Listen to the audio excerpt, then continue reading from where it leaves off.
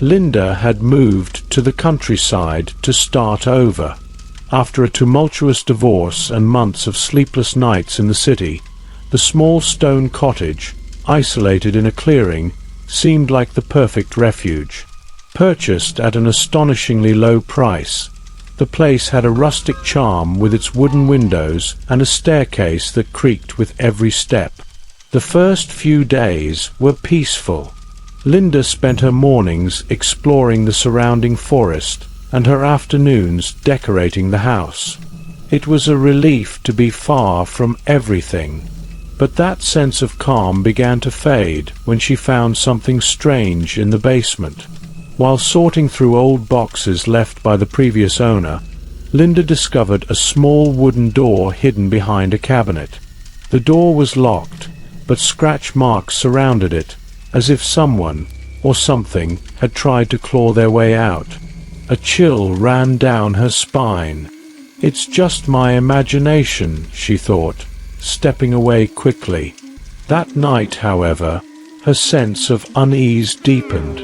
Linda was jolted awake by a muffled sound, like something tapping gently on wood. Turning on the bedroom light, the noise stopped, leaving only an eerie echo in her mind. Over the following days, bizarre events became more frequent. Objects disappeared and reappeared in impossible places. One night, she entered the kitchen to find all the chairs stacked on top of the table, even though she was alone.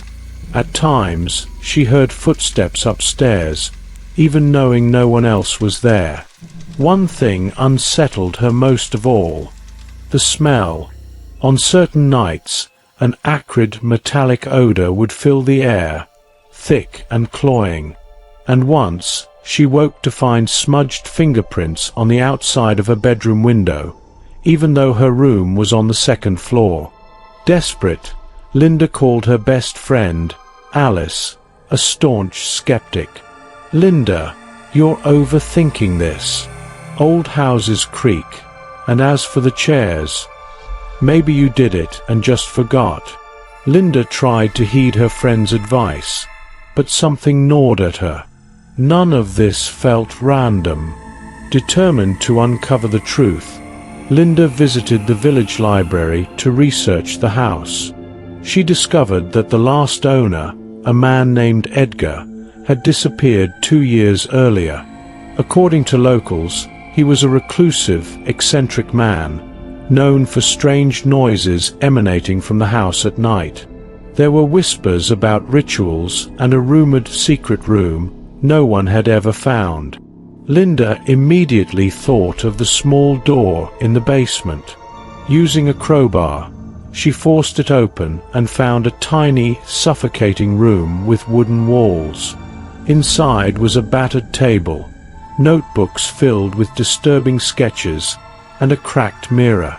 Each shard reflected warped, fragmented versions of her face.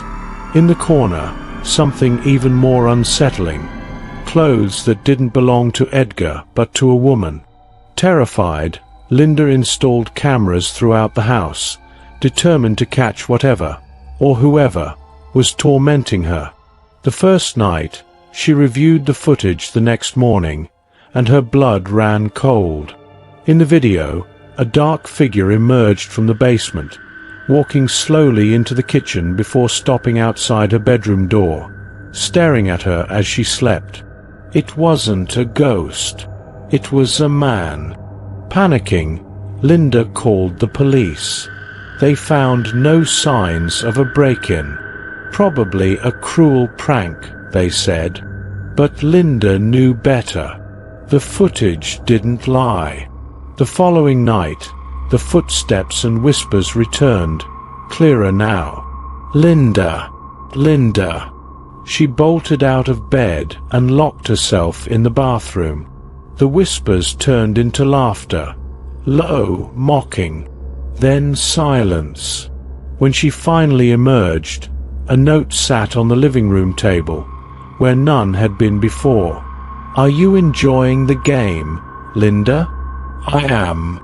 Determined to escape, Linda ran to her car the next morning, but her keys were gone.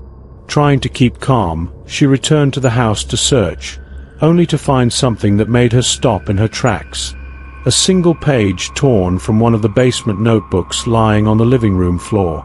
Scrawled in jagged handwriting, it read, "Fear is only fun when you understand it." Her stomach tightened.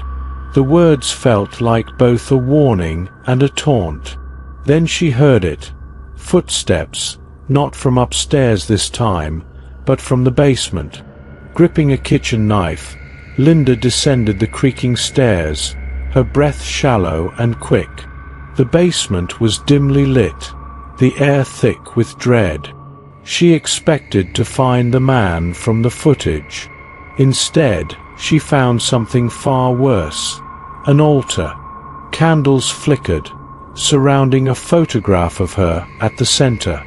It was an old photo, one she didn't remember taking, but she recognized the dress, the shy smile. Beside the photo was a notebook filled with frenzied, almost illegible scribbles. Among the chaotic sketches, one face stood out, his. But what drew her attention most was the final page. Written over and over again were the words, "I am you, and you are me." Confused and terrified, Linda stepped back, tripping over something on the floor. She looked down to see a mirror. For a fleeting moment, she thought she saw his reflection instead of her own. A soft laugh echoed through the room. Linda spun around, but there was no one there. The sound seemed to come from everywhere at once, enveloping her. Then his voice, calm, almost gentle, broke the silence. "Do you remember now, Linda?" Her heart raced as fragments of memories, disjointed and incomplete, surfaced in her mind. "You always come back," he continued. "We always try again, and it always ends the same." Linda bolted up the stairs, her legs trembling. But when she reached the living room, she froze. The walls were covered with photos of her at different stages of her life, all with the same man in the background, always slightly out of focus, like a shadow. She turned to flee, but there he was, standing by the front door with a cold smile. "Don't you see?" he said, tilting his head. "There's nowhere to run, because I'm your fear. I'm what you've been trying to forget." Linda blinked, and he was gone. The house was silent. The altar, the photos, all of it had vanished. Outside, fresh footprints in the snow led into the forest. She followed them to the edge of the clearing, but they stopped abruptly, disappearing as if swallowed by the earth. A final whisper brushed past her ear, soft but chilling. "Until next time, Linda." And in that moment, she realized she wasn't running from a man. She was running from herself.